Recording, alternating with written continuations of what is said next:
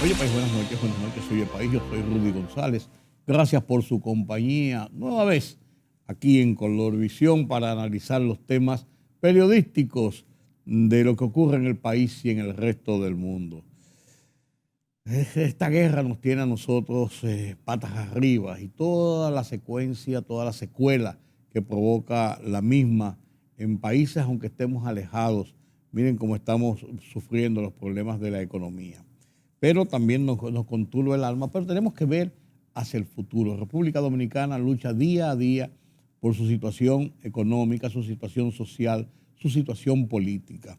Precisamente hablando de política, este año 2022 es un año preelectoral, vamos a ponerlo de esa forma. Es un año donde los partidos están organizándose, están sus cuadros estructurándolos de cara a dos puntos. Primero, a los resultados del proceso último anterior del 2020 y los resultados de la instalación de un nuevo gobierno y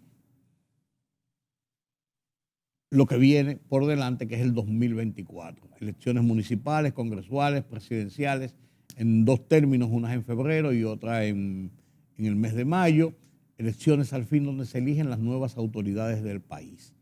Entonces este año los partidos se organizan sus cuadros, buscan sus candidatos, sus posibilidades, van estructurando todo lo que es el camino hacia el 2023 cuando son las primarias establecidas por la ley electoral y en esas primarias entonces se escogen los candidatos que van a terciar en las votaciones de febrero y de mayo del 2024. La ley electoral que tenemos en República Dominicana ha sido motivo de muchos encontronazos, es ambigua en algunos puntos, no se cumple en otros. El Tribunal Constitucional y el Tribunal Superior Electoral ha derogado algunos artículos, los ha tirado por el suelo. Se habla de una modificación y esto se ha llevado al Consejo Económico y Social, la Junta lo sacó de ahí, lo llevó al Congreso y tuvimos 14 años dándole vuelta a una ley electoral y ahora se quieren hacer enmiendas o se tratan de hacer enmiendas en 24 horas, por así decirlo. Esto es complejo, pero realmente hay muchos fundamentos de esa ley electoral que no tienen sentido y que provocan más problemas que soluciones, y esa es la realidad. Pero vamos a ver qué pasa. Sobre este tema y lo que está pasando en esta reestructuración de los partidos, converso en esta noche con Héctor Guzmán, alto dirigente del Partido Revolucionario Dominicano, quien es también delegado en la Junta Central Electoral, un hombre de mucha experiencia en las batallas, en las luchas electorales, en las luchas políticas en República Dominicana y en favor de la consolidación de la democracia. Un hombre comunicador por demás, que sabe lo que dice y sabe por qué lo dice. Con él converso después de la pausa.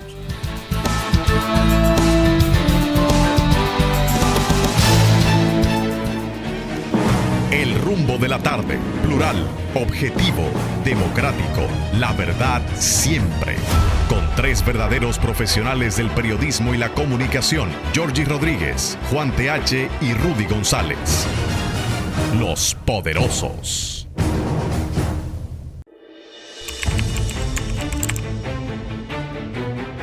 Periodismo de investigación, columnas, opinión, análisis, reportajes de fondo.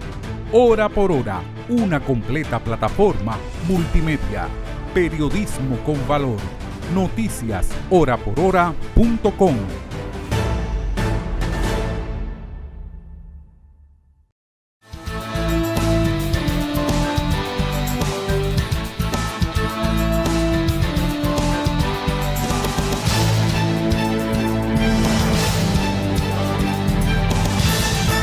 Gracias por continuar con nosotros aquí en Oye País. Como les había adelantado antes de la pausa, tenemos un invitado con quien podemos hablar del tema político en todos los aspectos, no solamente en el aspecto partidario, partidista de la parcela a que él pertenece o a la que a él le gusta, porque a veces a uno pertenece a una cosa y le gusta a otra. Todo eso pasa, y más en un país como este. Pero es una persona, por sus años de experiencia, en las discusiones, en las negociaciones, en las concertaciones, en lo que es la vida política democrática, pero también lo que es el Estado en República Dominicana. Es una persona autorizada para conversar de todos los temas. Héctor Guzmán, alto dirigente del Partido Revolucionario Dominicano, PRD, uno de los hombres, así yo lo califico, a él no le gusta que le digan así, porque a veces dice, ya eso es pasado. Uno de los hombres de Jacobo Magluta, bien recordado, de un hombre, un gran líder político de República Dominicana, que por desgracia, para el país, digo yo, no llegó a la presidencia formal para un periodo, para ejecutar un proyecto de gobierno. Digo yo, usted pensará lo que usted quiera y se lo acepto. Buenas noches, Héctor. Saludos, Rudy, y a los amigos televidentes. Yo creo eso mismo que tú dices de nuestro amigo, ido a destiempo, Jacobo Magluta, que en paz descanse. Sí. Con él fue que yo me aprendí de política. Sí. No, hasta yo aprendí mucha política, yo no era partidista, miembro de ese partido, pero viendo el manejo, principalmente después cuando Jacobo llegó al Senado, que tuvimos una relación del día a día, sí. Porque teníamos una relación, yo era editor político del periódico El Caribe, trabajaba mucho los temas, estaba en Telantillas, la cosa, pero ya en el Senado hicimos una relación más cercana, sí. Más del humano, más del hombre, no dentro del fragor de la política. Yo recuerdo una noche que yo quería hacer una entrevista con Jacobo Magluta para la agencia que yo trabajaba, para Associated Press, para la AP. Sí. Y le dije, esto es fuera de lo del Caribe, y es una entrevista personal de algunas cosas. Estábamos cerca de procesos electorales. Y me dice Jacobo, sí, pues podemos juntarnos en casa como a las 12:30. Ah, no, yo como yo termino, o sea, paso por el Senado y paso por... No, pues de la noche. No, acá Jacobo, espérate. Sí. Porque uno tenía la confianza de decirle Jacobo. Sí. Acá Jacobo. ¿Por qué esa hora? Es una hora buena, esa hora podemos hablar todo el tiempo que tú quieras. Sí. Y nos bebemos 4 tazas de café. Sí. Y efectivamente, Héctor, nos bebimos como 4 tazas de café. Yo no dormí y después terminé con una ansiedad terrible, pero me llevé la entrevista. Te llevaste la entrevista. Me llevé la entrevista. Un hombre muy especial. Sí, no, y a propósito, en tiempos como estos, cada vez tiene más vigencia su planteamiento económico, su visión económica. Claro que sí, claro que sí. No, además de la visión política, porque a veces no es estar, sino saber estar. Exactamente. Esa visión, la cual yo fui muy influenciado, le he abrazado todo el tiempo. Y fíjate, el tiempo le ha ido dando la razón. En temas fundamentales, como él decía, eso de ideología y cosas, él decía, eso no existe. Lo que existe son las relaciones convenientes. Y mira lo que está pasando entre China y Estados Unidos. Claro. Una relación conveniente. Sí. Las ideologías no han tenido que ver con eso. Y así hablaba del apoyo al aparato productivo. Y él siempre decía que un país tiene que apostar fundamentalmente a su aparato productivo, porque pueden venir situaciones de pandemia, de guerra. ¿Como lo que ha pasado? Como la que ha pasado. Y si tú dependes de la alimentación de otro país, tú vas a pasar trabajo. Sí. Entonces, esa visión cada vez está más vigente. Cuando él hablaba de la teoría de la eficiencia. O sea, tú lo que tienes que dedicarte a producir a tu aparato productivo con mayor eficiencia. Y hoy lo vemos. Sí. Y esa parte a mí me quedó. Y cada vez que voy comparando las cosas, yo digo, ¿cuánta razón tenía? Esa es la diferencia en la visión. La visión de los líderes. Esa es la gran diferencia. Muy profunda. Por ejemplo, tú que has aprendido tanto.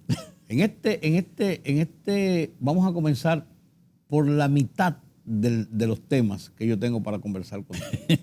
Pero a mí me gusta yo creo que es el principal, y esto nos va a llevar a otros temas. El proyecto o los proyectos de reforma a las leyes o a la ley electoral. Está la ley electoral y la ley de partidos. Entonces, régimen electoral de partidos. Yo particularmente, es mi opinión, sí. Siempre pensé, y lo dije, y lo escribí, que una ley de esta naturaleza no tenía por qué ir al Consejo Económico y Social para ser discutida. Y yo lo planteaba desde el siguiente punto. En ese consejo es muy variopinto. Hay personas que son políticos, hay que no son políticos, y hay otros que no les interesa un caramba la política. Y ese no es el escenario que ellos buscan para ir. Pero, desgraciadamente, como son televisadas y como son de todo el mundo coge sus 15 minutos de gloria. Y yo he visto cosas decir ahí, no en ese tema, en todos los temas, que yo digo, pero por Dios, él no sabrá qué es lo que se está discutiendo. Yo no sé si a ti que tú has participado te pasa eso. Entonces yo decía, ¿por qué llegar a un escenario de esa naturaleza para perder tiempo, para perder meses, semanas, meses, y después tiene que ir al Congreso? ¿Por qué no va al Congreso directamente? El Congreso hace las vistas públicas con los interesados en eso, que son ustedes los políticos representantes de la sociedad en las diferentes parcelas y en los diferentes escenarios. Es lo que yo siempre pensé. Sí, entonces, ahora se salió de ahí y se llevó ahora al Senado. Y los políticos se han quejado de que la Junta lo sacó sin decirle nada. Bien, ese es el caso. Ahora, yo creo que nunca debió estar ahí, para comenzar. Cuéntame tu experiencia. Mira, hay que conocer el proceso. Fíjate lo siguiente. Lo ideal fuera eso que tú dices. Lo que pasa es que las cosas cuando comienzan mal hay que enderezarlas. Eso comenzó mal. ¿Qué sucede? El nuevo pleno de la Junta Central Electoral elaboró una propuesta de modificación a las dos leyes, pero sin el concurso de los partidos. Y sin el concurso de los partidos la tenía lista para llevar al Congreso. ¿Qué hacen los partidos? Bueno, si tenemos un diálogo abierto aquí, vamos a traer el tema aquí. Y son los partidos que llevan al Consejo Económico y Social el tema. Okay. Porque la Junta, o sea, vamos a decir, el pleno actual de la Junta, no entendía en ese momento que ellos tienen que socializar todo con los partidos políticos. Claro, ellos se deben en gran medida a los partidos. A los que piensan los partidos. Claro, entonces cuando tú te dedicas a hacer un proyecto de reforma, una propuesta y no consultas a los partidos políticos, los partidos dicen, pero yo no he participado en eso. Y cuando tú vas a hacer un proyecto de modificación de la ley electoral y la ley de partidos, tú tienes que definir con qué criterio, qué visión tú quieres de esa ley antes de entrar en la modificación. Está claro. Por ejemplo. ¿A dónde tú quieres llegar? Claro, porque, y yo te lo digo por la experiencia vivida, porque cuando nosotros estábamos discutiendo las leyes del partido electoral, siempre dijimos, ¿cuál es el criterio? El criterio es que sea lo más democrática posible. Y entonces, en función de eso, todos los periquitos lo estábamos buscando para hacerlo lo más democrática posible. Estábamos en la oposición en ese momento. Entonces, la línea de nosotros era lo más democrático, lo más transparente posible. Generalmente, el que tiene el control de un partido o está en el gobierno tiene otra visión de cómo enfocar la ley. Entonces, a la Junta comenzó con esa distorsión. Que se fajaron ellos, sus técnicos, elaboraron una propuesta, lo que ellos entendían, y ese era su proyecto, teniendo los partidos ahí. Y habíamos hablado que teníamos, y nosotros lo habíamos planteado al propio pleno de la Junta, que estábamos de acuerdo en hacer un código electoral, primer punto. Segundo, o sea, que unificar a las dos leyes. Unificar toda la legislación electoral. Todo lo que tenía que ver con y ponerlo ahí. Ese fue el primer tema, la primera parte de la visión. Y lo segundo era que debíamos sentarnos, los técnicos de la Junta y la propia Junta con los partidos, a ir consensuando una propuesta de reforma a las dos leyes y una propuesta de código electoral. Eso lo habíamos conversado y de repente la Junta se presenta con sus dos proyectos, que ya lo tenían listo para llevarlo al Congreso, pero sin haberlo visto los partidos políticos. Entonces, en una decisión que hicimos la mayoría de los partidos es que se lleva al Consejo Económico y Social. ¿Y qué ha pasado ahora? Oye bien, que después que se han tenido varias sesiones de diálogo, de conversaciones, como tú dices, algunas sesiones bastante extendidas y cosas así, pero se llegó a una conclusión, ¿cuál? Que los partidos representados en el Congreso Nacional, que son los que están en el diálogo, elaboraran cada uno su propuesta de modificación a los proyectos que había hecho la propia Junta, pero también a la propia ley. A la propia ley. O sea, nosotros veíamos qué la Junta propone para modificar, pero también entendíamos si hay otro aspecto que modificar, también hacíamos lo estamos de acuerdo, no estamos de acuerdo con eso, también emendamos y también emendamos algunas. Nosotros, como PRD, revisamos las dos leyes, la ley electoral y la ley de partidos. Claro. Entonces, los partidos depositamos a principios de marzo por escrito nuestras observaciones para que la Junta... Yo recuerdo que se dijo que lo que se iba a hacer era hacer una tabla, una suerte de tabla. Esto es lo que dice el artículo. Esto es lo que propone la Junta, esto proponen los partidos y entonces, una parte, estas son las conclusiones. Exacto. Eso tiene sentido. O sea, ¿qué pasa? Y eso lo hace el Congreso. El Congreso pone tabla de comparativa. Porque es más fácil. Claro. Entonces, ¿qué pasa? Si ya a ti los partidos te entregaron, cada uno por escrito, su propuesta, tú haces esa tabla y ves cuáles puntos coinciden. Estos son los que estamos, vamos a decir, los que son coincidentes. En esto no hay problema. Estos son de consenso. ¿Cuáles son los que hay disenso? Esto. Entonces nos fajamos a discutir eso, a ver si podemos lograr unificar un consenso. Porque el mismo protocolo del diálogo establece que tú puedes llevar a lo que es el Pleno Nacional del Diálogo, porque es una mesa técnica del tema electoral. Esa mesa técnica del tema electoral puede establecer cuáles son los consensos y cuáles son los disensos. Cuando tú tienes definido eso tú lo llevas al pleno del diálogo, y en el pleno del diálogo se trata de lograr la mayor cantidad de consenso, y donde no lo haya, ahí se somete a votación. Y con la 2/3 parte de los votos de los miembros del pleno se aprueban los artículos. Entonces, y se manda a donde y de ahí se manda al Congreso Nacional. ¿Qué ha pasado? Que la Junta se disparó sin decir a los partidos ni a nadie y se presentó al Congreso. Pero con la propuesta de ellos, no con la discusión. No con nada. Con nada de lo que hay ahí. Es decir, la Junta hizo una propuesta de modificación a esa ley de acuerdo a su visión y a sus intereses, no al consenso de los partidos políticos. Y ahí fue que comenzó mal el asunto. Por ejemplo, la Junta plantea que no intervenir en los procesos de convención, de escogencia de candidatos de los partidos. Es un planteamiento que ellos lo tienen, los partidos no estamos de acuerdo con eso. Pero siempre la Junta ha sido como un tercero imparcial. No, pero además es que si hemos venido de vivir un proceso que fueron exitosos, ¿por qué tú lo vas a cambiar? Porque no quiere asumir esa responsabilidad. Lo que hace que le da más transparencia al proceso. Sí, pero aquí vimos que la mayoría de los partidos hicieron procesos con la participación de la Junta, y la mayoría, vamos a decir, de los cargos escogidos, no hubo problema. Y recuérdense que en los partidos había hasta muertos antes, a la hora de contar. Sí. Aquí no pasó eso ahora. Sí. O sea, los últimos procesos que vivimos, que los partidos organizaban las elecciones internas para escoger diputados, alcaldes, hubo muertos en el partido de gobierno, en todos los partidos. Entonces, eso desapareció ¿cuándo? Cuando entró la Junta a organizar los procesos. Entonces, lo que funcionó bien, tú no lo puedes cambiar. Ok, ustedes se fueron de la reunión, de la última reunión. Pero Rudy, para que entendamos que nosotros somos partidarios de que ahí se continúe el diálogo y ver que hay consenso, que no hay, y lo llevemos al pleno. Y después vaya al Congreso, porque al final de cuentas, los que estamos en el diálogo ahí en la mesa son los que van a estar en el Congreso. Claro, porque son los mismos partidos. Y se bajan línea. Claro. Es así. Mira, ustedes se retiraron del CES en una forma de queja, de protesta, como un mecanismo de presión política normal en los parlamentos, en las reuniones, eso es normal. Mucha gente se rasgó las vestiduras porque se retiraron. Y esto. La gente no conoce a veces los mecanismos parlamentarios y eso, y de discusión. Pero, bien, se retiraron y se quedó como en un limbo, pero ahora ustedes se acercan. ¿Por qué? No, mira lo que pasa. Nosotros nos retiramos de una mesa técnica que se llama para la reforma institucional, vamos a decir, que tiene que ver con la parte de la reforma constitucional. Nosotros nos retiramos de esa mesa para el tema de la reforma constitucional. No para el tema de las leyes. No para los otros temas. Okay. No, ni en las otras mesas. Seguimos trabajando.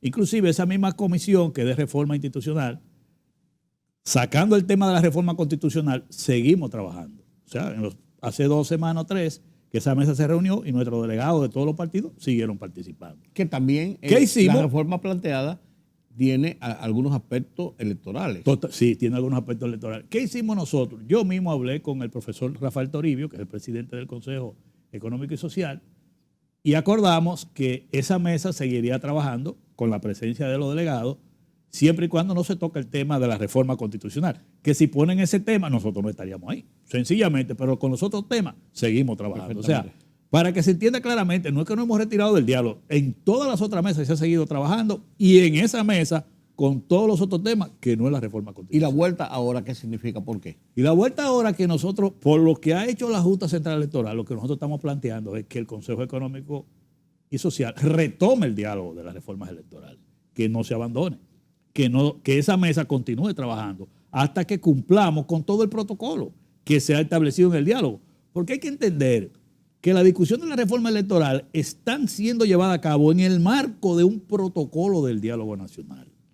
Tú no puedes estar ahí como chivo sin ley, que tú puedes hacer lo que te dé la gana, ¿no?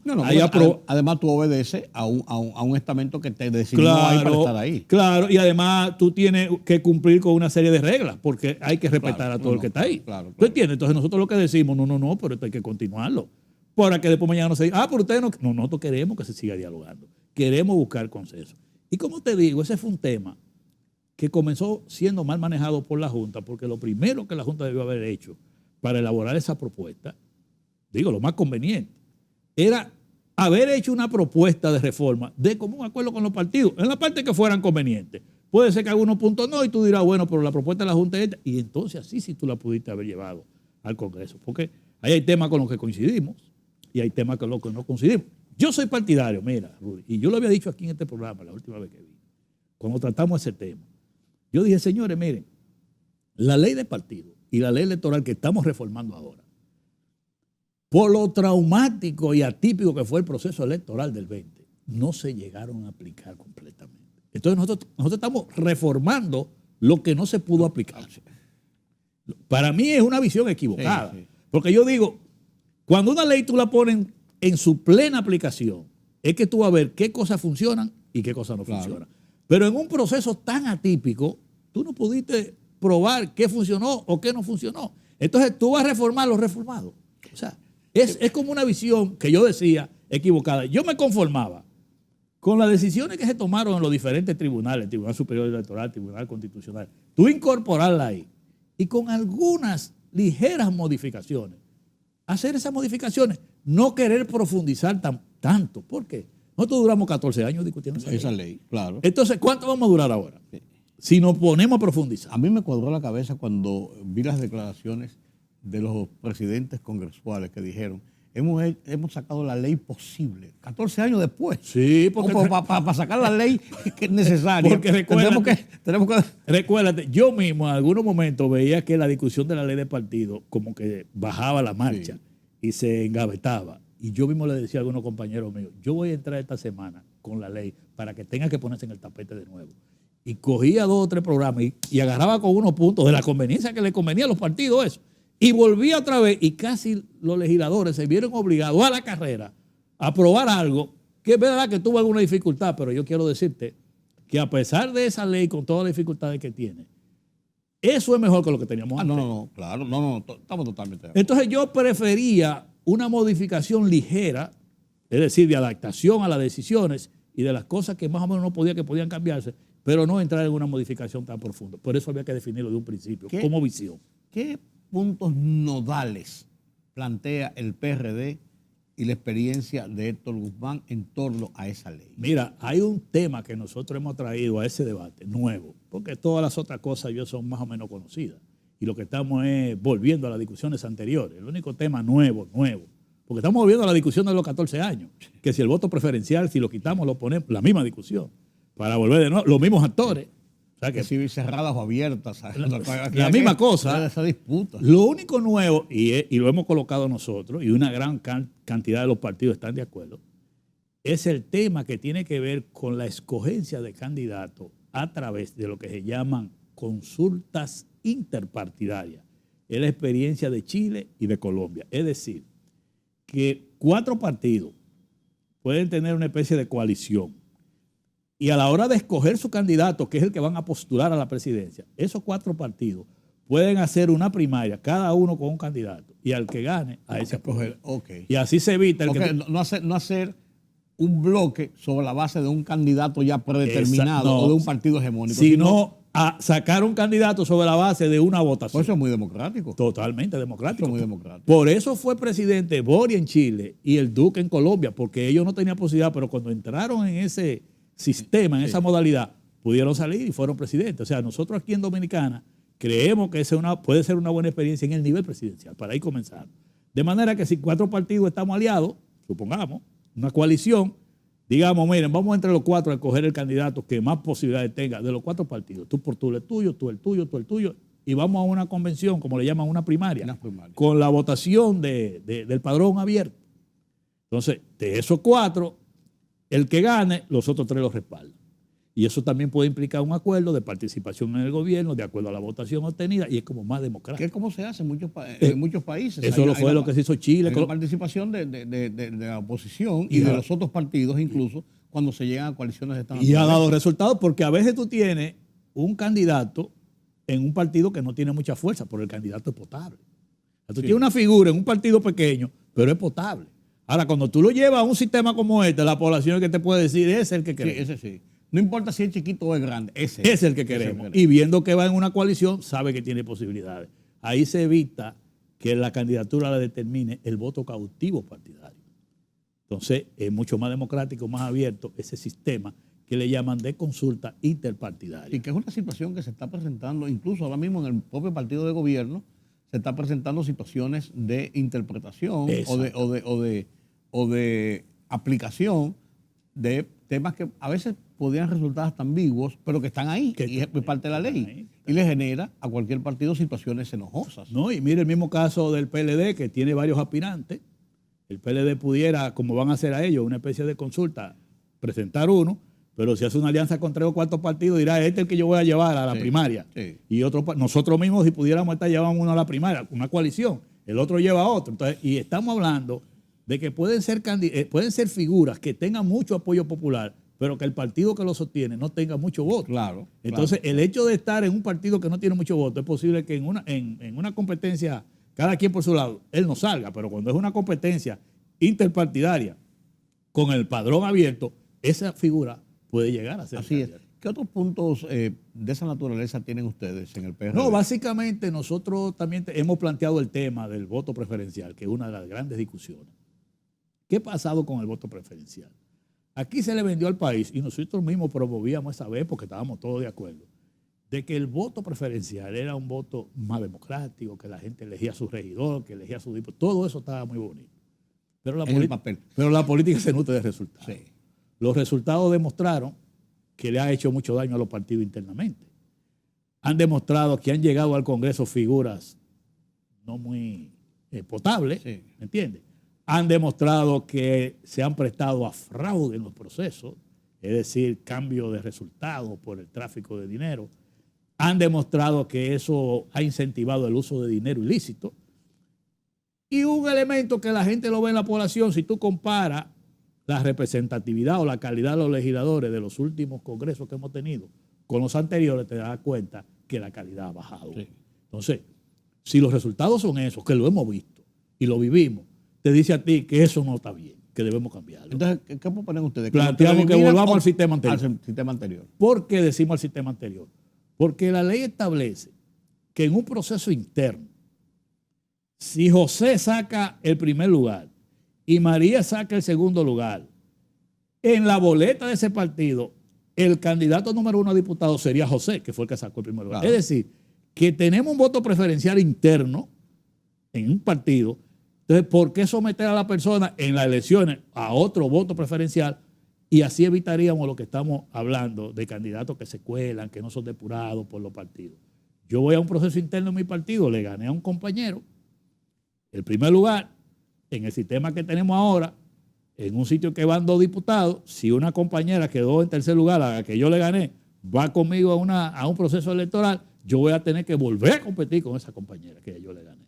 O sea, que son situaciones que se crean, primero, doble competencia, pero también todos los otros factores que yo señalé que inciden. Ahora, si es por lista cerrada, no vamos a tener ese problema. Hay 2 puntos que a mí me llama mucho la atención y quisiera oír tu opinión y la opinión del PRD, porque tú eres el representante del PRD, ante la Junta, además un dirigente alto del partido. Uno de ellos es el tema de los fondos de la Junta a los partidos, sí. El manejo, la forma de los partidos. Eso es lo primero. Y lo segundo, el tema final, ¿qué se va a hacer con el tema del transfugismo? Porque el transfugismo no es pura y simplemente decir que Héctor Guzmán estaba en el PRD y ahora se fue para el PRM. No. O se fue para el PLD. No, eso tiene otra situación más profunda. Sí. Y entonces la ley aparentemente trató de frenar esa situación o de controlarlo, pero eso se devolvió, eso es como saco. No, mira, ese tema del transfugismo nosotros insistimos en lo que está establecido en la ley electoral. Porque recuérdate que ese tema fue al Tribunal Constitucional y ahí durmió el sueño eterno. Sí. No hay decisión. Hubo una interpretación en el Tribunal Superior Electoral que nadie la comparte, nada más los jueces que estaban ahí. Y los beneficiados. Exactamente, eso no lo comparte nadie. Nosotros estamos muy de acuerdo que, como dicen, los derechos también se regulan por leyes y la ley establece que si tú participas en la convención de un partido, a ti no te han negado tu derecho porque tú aspiraste. Claro. O sea, elegir y ser elegido. Entonces, si tú perdiste ahí, no puede venir en el mismo proceso por otro partido a ser candidato. Claro. Porque, y alegando, no, que es un derecho, pero el derecho usted lo ejerció cuando usted aspiró. Claro. No internamente. Se le quitó su derecho. No se le quitó su derecho. Entonces, para que estemos claros, entonces, En la ley electoral se reitera esa posición. Y eso le llaman el transfugismo electoral porque es antes de la candidatura. En el proceso. Ahora, el postelectoral, que ya cuando tú eres diputado, senador, ese hasta ahora, nosotros que aquella vez cuando discutíamos la ley, consultamos toda la legislación que había de América Latina, no hemos tenido cómo enfrentarlo. O sea, cuando un diputado de un partido se va para otro partido, se lleva su diputación. Sí. Lamentablemente ese es un tema de tipo constitucional que ni nosotros ni América Latina ha podido resolverlo. Ahora bien, la práctica de incentivar el transfugismo usando los recursos del Estado, eso sí se puede condenar. Claro que sí. Porque ya tú caes en promover el transfugismo usando los fondos públicos. Y eso sí es condenable. ¿Por qué? Que tú voluntariamente pases como legislador o como dirigente de un partido a otro. Es la política voluntaria. No. En ese sentido ahí sí. No hay transfugismo porque la política es voluntaria. Sí. ¿Me entiendes? Fíjate que puede ser que una gente del partido de gobierno se vaya para un partido de oposición, que es muy escaso, que eso pase, lo hace de manera voluntaria. Ahora, promover, ir a sonsacar y a ofrecerle cargo y a ofrecerle nombramiento y a ofrecerle recursos, eso sí es condenable. Aunque y más con los recursos del Estado. Exacto, con los recursos del Estado. Y sobre todo, cuando una persona es alcalde o es diputado, porque tú estás vulnerando la voluntad del pueblo donde tú estás haciendo eso. Correcto. O sea, tú estás vulnerando la voluntad de un pueblo que votó por un alcalde de un partido determinado. Y entonces tú te lo estás agenciando para tu partido por dinero, con el uso de los recursos públicos. Entonces estás vulnerando eso. Sí. Que fue la denuncia que nosotros hicimos. Es decir, que el tema del transfugismo sigue en la misma línea y lo estamos apoyando. El de los fondos públicos.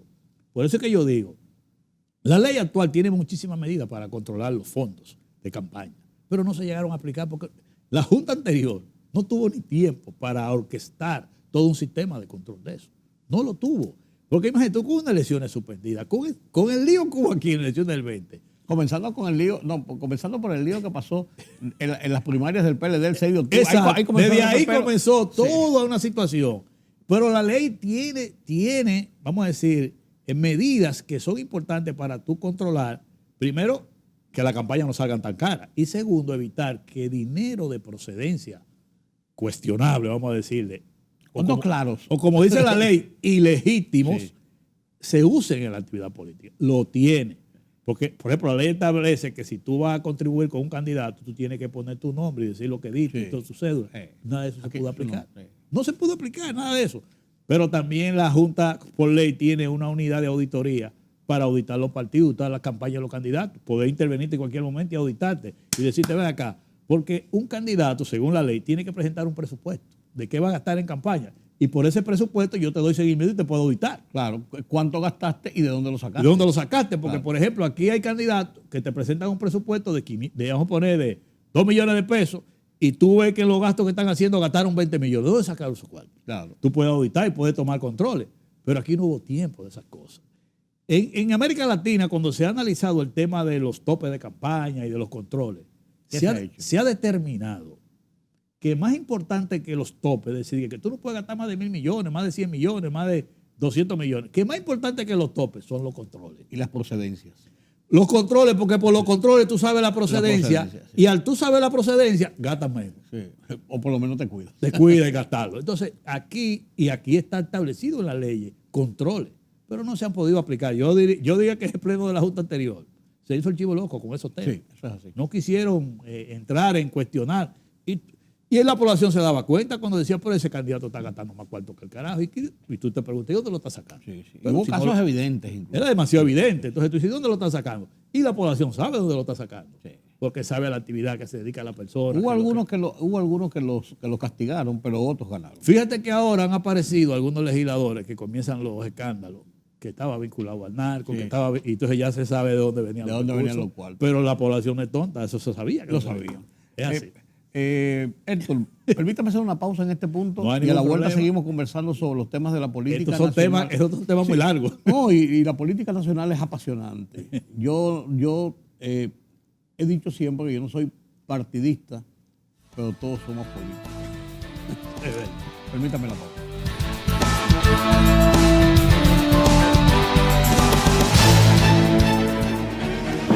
El rumbo de la tarde. Plural, objetivo, democrático.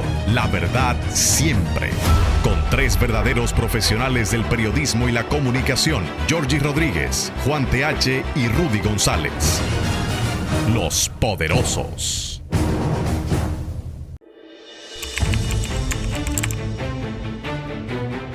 Periodismo de investigación, columnas, opinión, análisis, reportajes de fondo. Hora por hora, una completa plataforma multimedia. Periodismo con valor. Noticias horaporhora.com.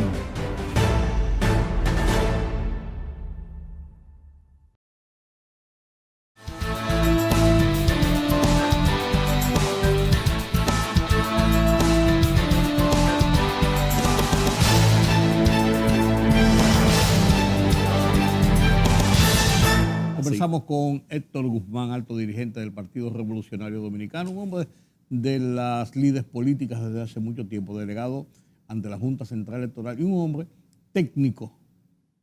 Yo no diría, como decía Mangual, técnico seco, pero técnico al fin de cómo se manejan los procesos y además de los procesos, cómo se aplican las leyes y dónde está.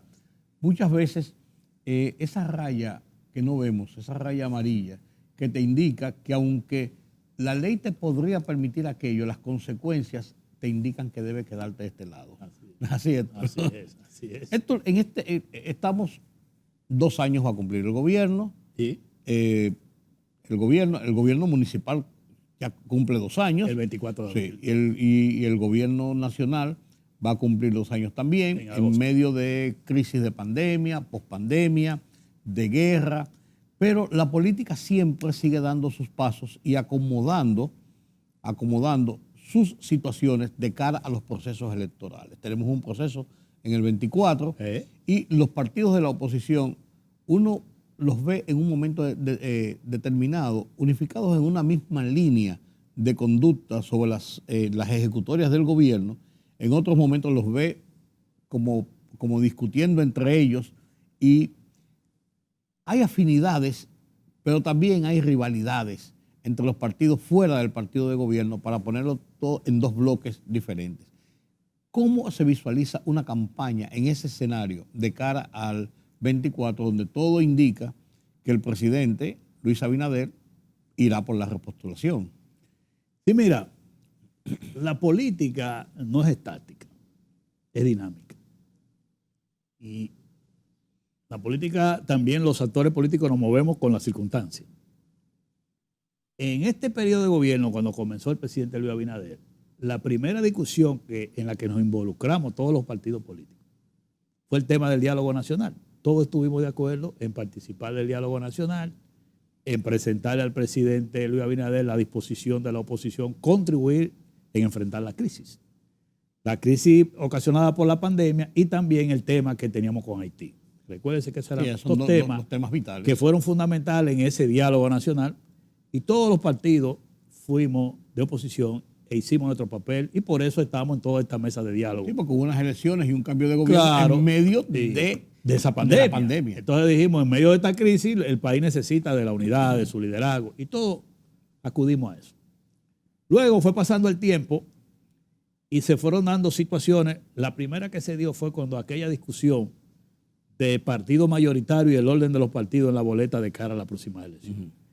En esa discusión, prácticamente el partido de gobierno y la mayoría de los partidos de oposición estábamos de un lado, en que había que determinar la boleta en función de los resultados electorales con una interpretación de la ley y que era mayoritario la Fuerza del Pueblo, que era mayoritario el PRD. Ahí estábamos de acuerdo todos.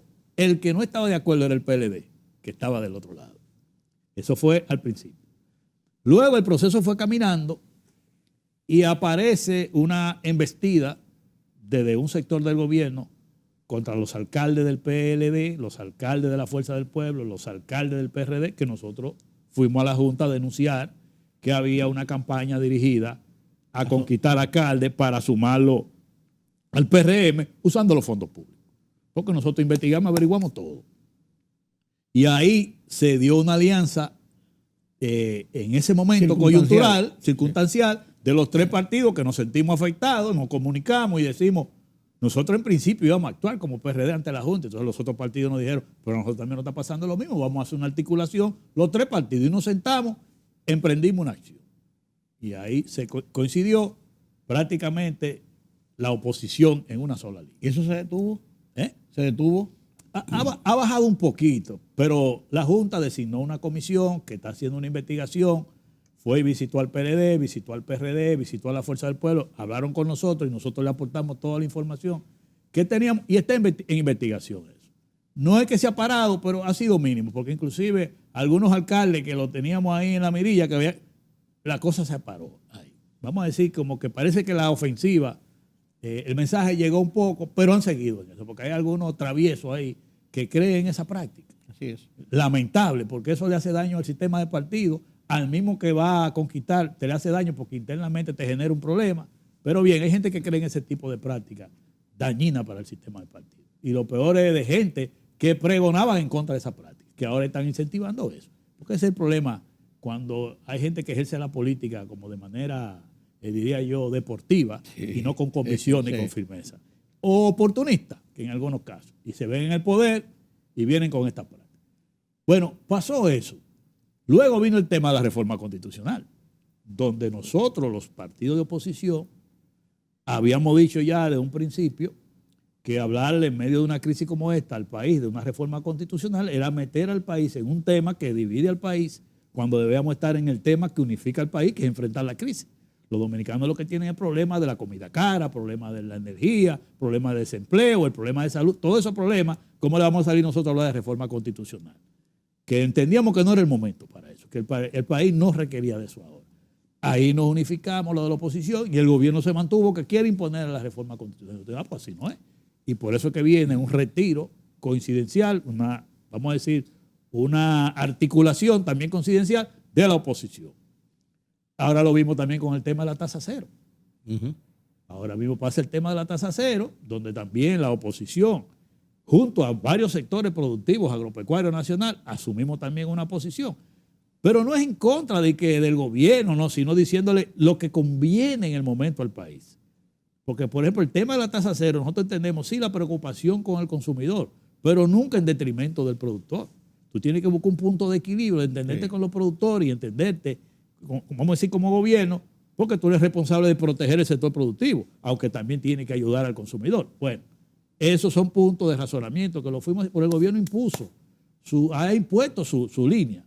Y vino y dijo, no, vamos a apoyar esto. Y nada más viendo la manera como se ha aprobado eso, tú te das cuenta que hay algo sospechoso. Porque una maniobra como lo que se ha hecho para aprobar esa tasa cero, tú te das cuenta, nosotros que somos veteranos, de que eso no es normal. Esa articulación, nosotros nos damos cuenta, oye, pero ven acá. Cuando tú tienes que imponer un proyecto de ley de esa forma, tú te das cuenta que en el fondo hay otra cosa que no es lo que se está diciendo. Claro. Entonces, ¿qué yo te quiero decir con esto? Que como la política es dinámica y se va manejando de acuerdo a las circunstancias, aquí nadie puede decir lo que va a pasar en el 24 en términos de alianza política, en términos de candidatura, claro, en términos de resultados. No, ¿en qué circunstancias pueden unificar criterios? Pueden, exactamente. De todas maneras, parece que del gobierno hay la convicción de que la oposición está unificada. Y ellos siguen con acciones hacia la oposición. Es decir, los principales partidos de oposición. Tú ves las declaraciones del vocero del gobierno, el señor Homero Figueroa, que prácticamente ha querido trapear el piso con la oposición, y tú dices, un vocero de un gobierno que debe ser una persona conciliadora, porque lo que debe procurar es la gobernabilidad, te llama la atención. Uno no sabe si lo hizo por novatada, por desconocimiento o por línea política.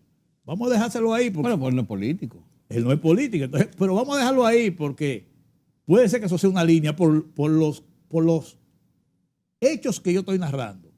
Te dicen a ti que eso puede ser una línea política. Entonces, ¿qué va a pasar? ¿Qué pasa? El 2022 es el año donde cada partido está tratando de organizar su casa, fortalecerse y al final ir perfilando candidaturas. El PRM tiene su proceso interno ahora en mayo, el 15 de mayo van a elegir su presidente y secretario general en una primera fase, después van hacia abajo a elegir. La Fuerza del Pueblo también está en un proceso hacia abajo y de crecimiento, el PLD también.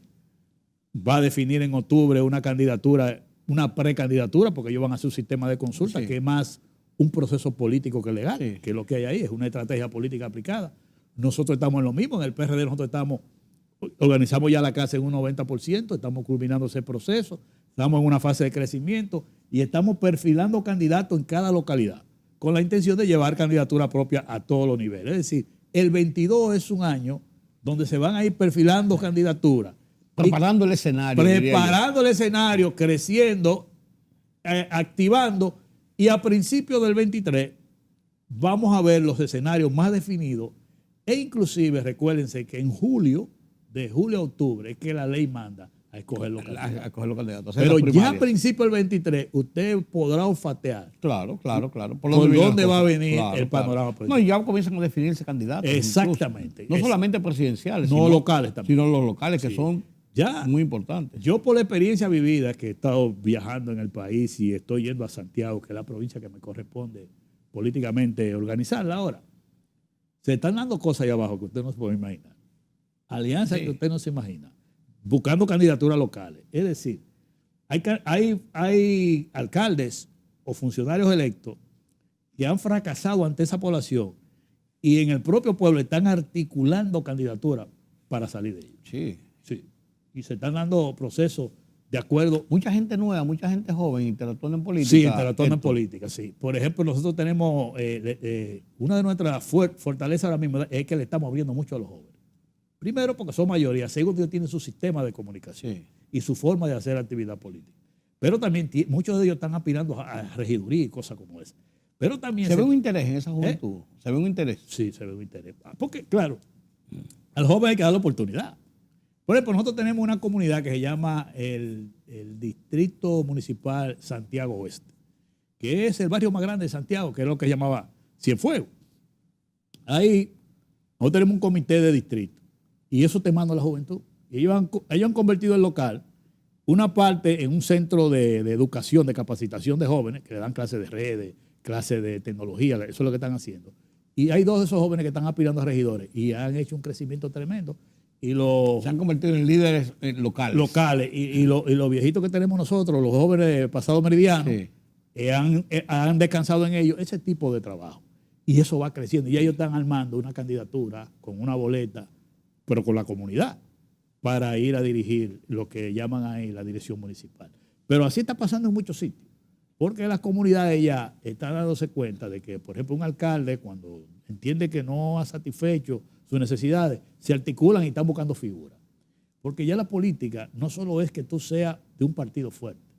El candidato generalmente es tan importante o más importante que el partido.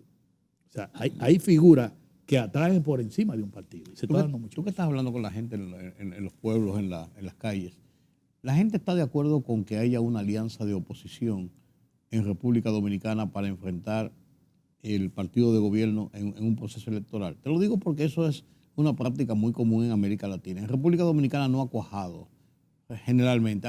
Circunstancias han acercado liderazgos y partidos, pero no se ha formalizado nunca una alianza frente a un partido de gobierno en repostulación. Se han hecho encuestas y a nivel de partido la oposición es mayoritaria. Lo que hay que esperar ahora es cuando se definan los candidatos. Si en una alianza opositora, ¿cuál es el candidato preferido? Eso todavía. Por ahí podría ser. Por ahí es que puede ser, porque eso va a ser clave. ¿Cuál es el candidato si hay una alianza opositora que puede unificar la oposición? Porque todavía es muy temprano para medir ese tipo de cosas. Ahora se está creando la percepción por estas situaciones que yo he estado describiendo aquí que se está dando, de que posiblemente este proceso pudiera culminar en un bloque fuerte de oposición contra un bloque oficialista.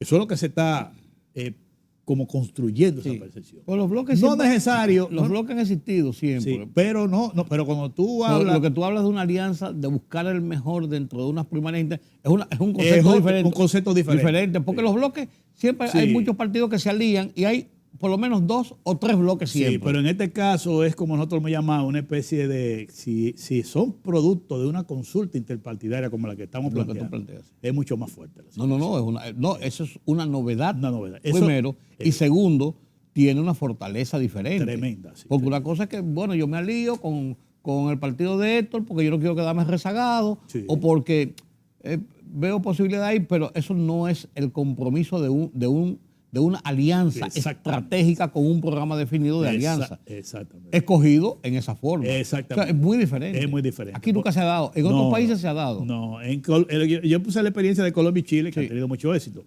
Nosotros estamos trayéndolo aquí al país, porque creemos que eso a la democracia lo fortalece. Porque también, como yo te señalaba, hay figuras políticas, sociales, comunitarias, que tienen más peso, más apoyo que cualquier partido. Sí, así es. Pero al no tener la plataforma política, no llegan a los espacios de poder a trabajar por su comunidad. Claro. O por su país. Incluso que son de partidos, aunque tengan la plataforma, pero muy débiles. Muy débiles. Muy débiles en cuanto a proyección y a militancia y cosas así, claro. Entonces, lo que te quiero decir es que el panorama electoral todavía está muy indefinido. Ahora, como la política he señalado es dinámica, va construyéndose una situación y una percepción. Porque la percepción no cae del cielo. No, claro. Los hechos la van construyendo. Y parece, por ejemplo, del gobierno, lo que uno visualiza por su accionar, que el gobierno entiende que ellos solo pueden enfrentar a todo el mundo. Hay unos genios ahí que han puesto eso en práctica y en la política tú no te vas a dejar desaparecer. Si tú ves que golpea a uno, golpea a otro, a todo el que se sienta golpeado se articula en un punto de coincidencia. Claro. Y si eso se sigue construyendo, esa percepción, puede ser que cuando se venga a reaccionar sea tarde. Bueno. Gracias, Héctor Guzmán, por conversar esta noche con mis televidentes, de este programa. Oye, País, no es la primera vez que Héctor Guzmán conversa con nosotros. Yo hablé aquí como analista, parece que no fue.